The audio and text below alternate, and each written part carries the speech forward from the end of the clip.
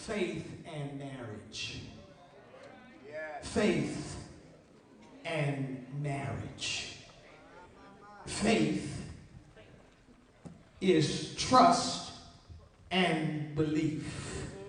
I want to say that. It's trust and belief. Trust is faith, and faith is trusting God at all costs. And if you're going to illustrate the gospel of Christ, especially in the home, you've got to realize what you're doing. Because there are a lot of folk that's doing things and they don't know what they're doing. We're living in a time now where married folk looking for divorce and single folk want to get married.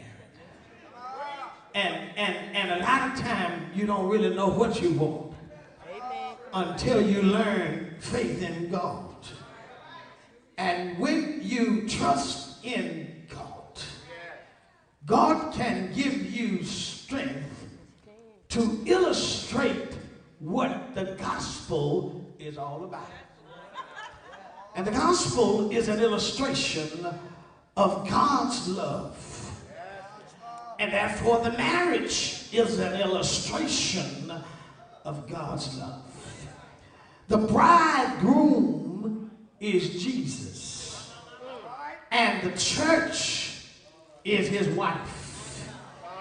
And Jesus is fixing up his church so that he can present her. He ain't dogging her out, but he's fixing her up. And Ephesians says he's washing her with the water of the word. So you've got to understand how to trust God at all costs.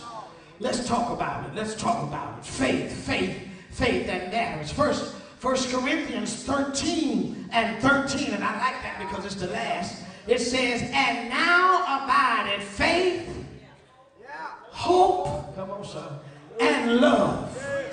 But the greatest, Camille, of these is love. You see, love will put you together. Hope will hold you together.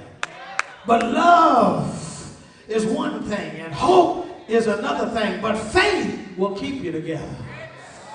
Do I have any faith witnesses in here? Anybody here have faith? I want you to know, my sisters and brothers, that there is no area in which the gospel needs to be more graphically illustrated and demonstrated than in marriage.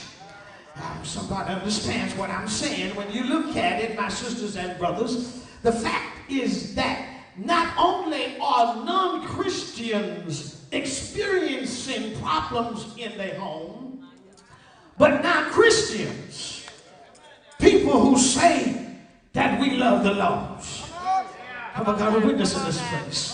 We are experiencing defeat in our home, and I have to say it, it's an embarrassment to the kingdom of God. It's an indictment to the power of God. And my sisters and brothers, it's an insult. Somebody say an insult to the creator of marriage. And God has all power. God has power to do anything that he wills. And although God has all power, many Christians today don't believe that he can keep your house together. Yeah, we singing it, we preaching it, and we sitting out in the pews nodding, but you really don't believe that God is able to do above, beyond, come on, witness in here, to